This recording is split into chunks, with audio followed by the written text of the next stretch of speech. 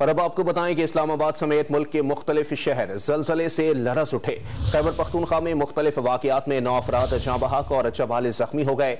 Richter scale पर जलजले की शिद्दत 6.8 रिकॉर्ड की गई।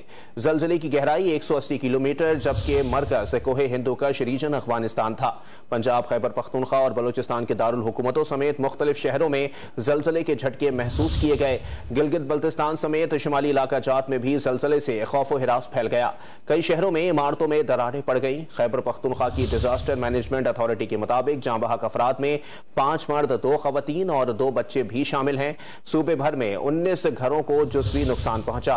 खैबर पख्तूनख्वा और वफाकी दारुल हुकूमत के अस्पतालों में एमरजेंसी नाफिज कर दी गई है। कोहिस्तान में जलजिले के बायस लैंडस्लाइडिंग के नतीजे में शाहराह कुराकरम बंद हो गई है।